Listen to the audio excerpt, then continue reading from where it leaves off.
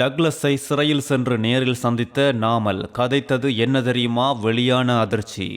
ரணில் கோட்டபாய வரிசையில் அனுர வெளிப்படுத்தப்பட்ட சம்பவம். சர்வதேசத்தில் கடும் பதட்டம். 200 விமானங்கள் திடீர் ரத்து. 5 மில்லியன் உதவித்தொகை 10 நாட்களுக்குள் அரசாங்கம் அதிரடி அறிவிப்பு. இலங்கை பெண்ணை சுவிஸில் சினிமா படம் போல் கொலை செய்த கணவன். ஜனாதிபதி வேட்பாளர் தொடர்பில் நாமல் வெளிப்படை. நாட்டின் பல பகுதிகளுக்கு நாளை முதல் மழை. சாரதி அனுமதி பத்திரம் தொடர்பில் வெளியான முக்கிய அறிவிப்பு. பொதுஜன பெரமுனவின் தேசிய அமைப்பாளர் நாடாளுமன்ற உறுப்பினர் நாமல் ராஜபக்ச முன்னாள் அமைச்சர் டக்ளஸ் தேவானந்தாவை மகர சிறைச்சாலைக்கு சென்று சந்தித்து பேசியுள்ளார். முன்னாள் அமைச்சர் டக்ளஸ் தேவானந்தாவை மட்டுமல்லாது இப்பொழுது விளக்கமறியலில் இருக்கும் முன்னாள் அமைச்சர் ஜோன்ஸ்டன் பெர்னாண்டோவின் மகன் ஜொஹான் பெர்னாண்டோவையும் நாமல் சந்தித்து நலன் விசாரித்துள்ளதும் குறிப்பிடத்தக்கது. டக்ளஸை சந்தித்த பின் சிறையில் இருந்து வெளியே வந்த நாமல் அரசாங்கம் அரசியல் ரீதியாக திவாலாகி வரும் அதேவேளையில் அரசியல் அடக்குமுறைகளையும் செயல்படுத்தி வருவதாக குறிப்பிட்டுள்ளார். அத்தோடு புலம்பெயர் தமிழர்களை திருப்திப்படுத்துவதற்காகவே டக்ளஸ் கைது செய்யப்பட்டுள்ளதாகவும் அவர் தெரிவித்துள்ளார். டக்ளஸ் தேவானந்தாவுக்கு இராணுவத்தால் வழங்கப்பட்ட துப்பாக்கி பாதாள உலகக்குழு உறுப்பினர் கைகளில் சென்ற சம்பவம் தொடர்பிலேயே டக்ளஸ் தேவானந்தா அண்மையில் கைது செய்யப்பட்டிருந்தார். குற்றப்புலனாய்வு திணைக்களத்தின் விசாரணை பிரிவினரால் கைது செய்யப்பட்ட டக்ளஸ் தேவானந்தா கம்பஹா நீதவான் நீதிமன்றத்தில் முற்படுத்தப்பட்ட பின்னர் எதிர்வரும் 9ஆம் தேதி வரை விளக்கமறியலில் வைக்கப்பட்டுள்ள நிலையில் நாமல் ராஜபக்ச அவரது ஆதரவை வெளியிட்டுள்ளமை குறிப்பிடத்தக்கது.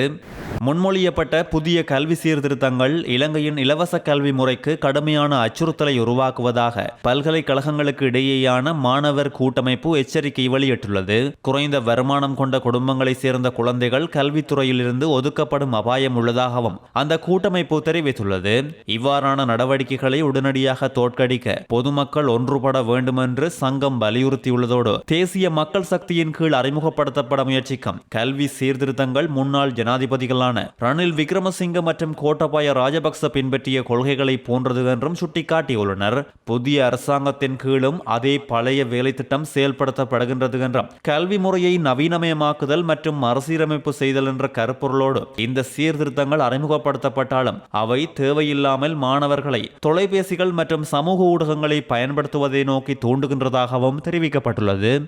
டித்வா சூறாவளியால் வீடுகளை இழந்த குடும்பங்களுக்கு வழங்கப்படும் 5 மில்லியன் ரூபாய் உதவித்தொகை தை மாதத்தின் முதல் 10 நாட்களுக்குள் தொடங்கும் என்று போக்குவரத்து நெடுஞ்சாலைகள் மற்றும் நகர்ப்புற மேம்பாட்டு அமைச்சர் பிமல் ரத்நாயக்க தெரிவித்துள்ளார்.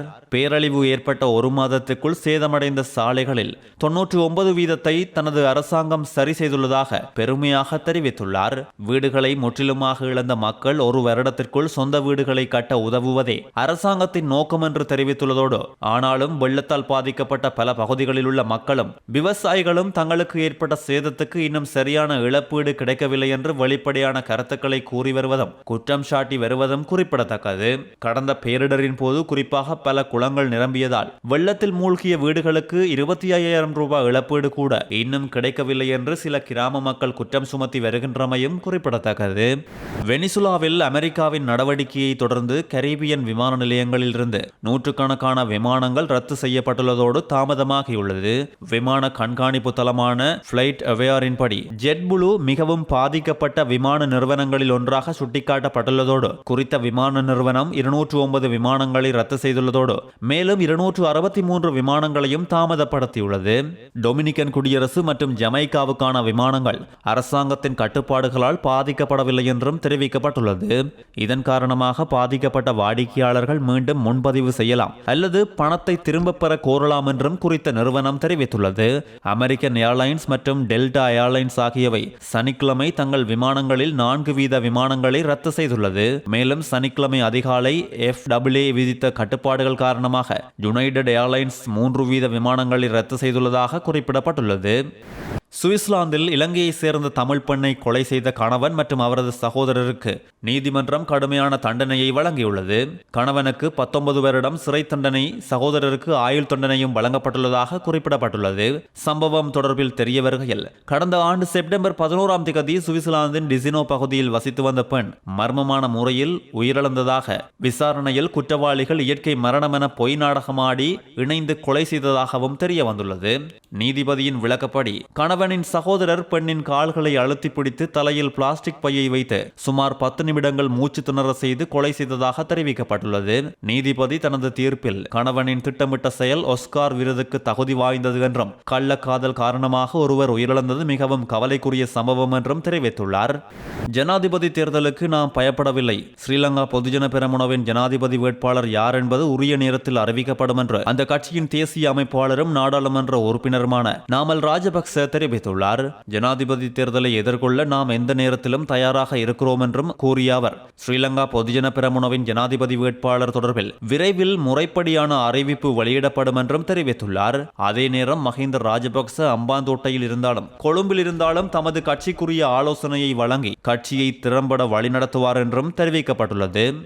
ஜனவரி 5ஆம் தேதியில் இருந்து எதிர்வரும் நாட்களில் வடக்கு, கிழக்கு மற்றும் ஊவா மாகாணங்களிலும் மழை நிலைமை அதிகரிக்கும் என எதிர்பார்க்கப்படுவதாக வளிமண்டலவியல் திணைக்களம் எதிர்வு கூறியுள்ளது. வளிமண்டலவியல் திணைக்களம் இன்று வெளியிட்டுள்ள அறிக்கையில் இதனை தெரிவித்துள்ளதோடு கிழக்கு மற்றும் ஊவா மாகாணங்களிலும் புலனறுவை, மாத்தளை மற்றும் நுவரெலியா மாவட்டங்களிலும் அவ்வப்போது மழை பெய்யக்கூடிய சாத்தியம் காணப்படுவதாகவும் தெரிவிக்கப்பட்டுள்ளது.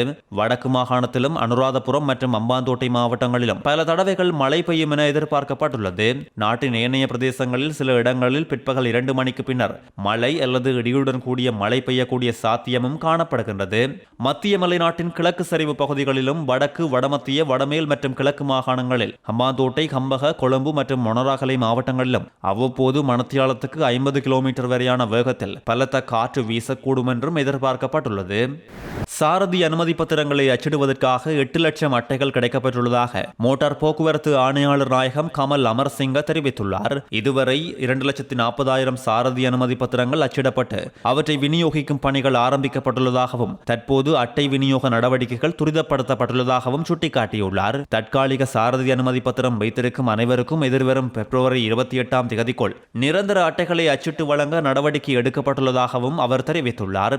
அட்டை தட்டுப்பாடு காரணமாக சுமார் 4.5 லட்சம் பேருக்கு தற்காலிக அனுமதி பத்திரங்களே வழங்கப்பட்டிருந்ததாக தெரிவித்துள்ள அவர் பொதுவாக மாதத்துக்கு 60,000 முதல் 80,000 புதிய சாரதி அனுமதி பத்திரங்கள் அச்சிடப்படுவதாக தெரிவித்துள்ளார். கனடாவில் இருந்து விடுமுறைக்காக யாழ்ப்பாணம் வந்தவர் நிமோனியா காய்ச்சலினால் உயிரிழந்துள்ளதாக தெரிவிக்கப்பட்டுள்ளது. கனடாவில் வசித்து வந்த 42 வயதுடையவர் அண்மையில் விடுமுறைக்கு யாழ்ப்பாணம் வருகை தந்து வட்டுக்கோட்டை பகுதியில் தங்கியிருந்துள்ள நிலையில் கடந்த 31ஆம் தேதி காய்ச்சல் காரணமாக தெல்லிப்பளை வைத்தியசாலையில் அனுமதிக்கப்பட்டு சிகிச்சை பெற்று வந்த நிலையில் நேற்றைய தினம் சனிக்கிழமை உயிரிழந்துள்ளார். அவரது உயிரிழப்புக்கு நிமோனியா தான் காரணம் என வைத்தியர்கள் தெரிவித்துள்ளதும் குறிப்பிடத்தக்கது. சதோசாவின் முன்னாள் போக்குவரத்து முகாமையாளர் இந்திக்க ரத்னமல்ல நிதிக்குற்ற விசாரணை பிரிவினரால் அதிரடியாக கைது செய்யப்பட்டுள்ளதாக தெரிவிக்கப்பட்டுள்ளது. சதோசாவுக்கு சொந்தமான லொரியொன்றை முறைகேடாக பயன்படுத்திய குற்றச்சாட்டு தொடர்பில் இவர் கைது செய்யப்பட்டுள்ளதாக போலீசார் தெரிவித்துள்ளதோடு முன்னாள் அமைச்சர் ஜோன்ஸ்டன் பெர்னாண்டோவின் புதல்வரான ஜொஹான் பெர்னாண்டோ சதோசாவுக்கு சொந்தமான லொரியொன்றை முறைகேடாக பயன்படுத்தியதாக கூறப்படும் சம்பவம் தொடர்பில் முன்பு கைது செய்யப்பட்டுள்ளதும் குறிப்பிடத்தக்கது. செய்திகளை உடனுக்குடன் தெரிந்து கொள்ள நியூஸ்1 அப்டேட்ஸ் சேனலை சப்ஸ்கிரைப் செய்யுங்கள். செய்திகள் தொடர்பான உங்கள் கருத்துக்களையும் கீழே பதிவிடலாம்.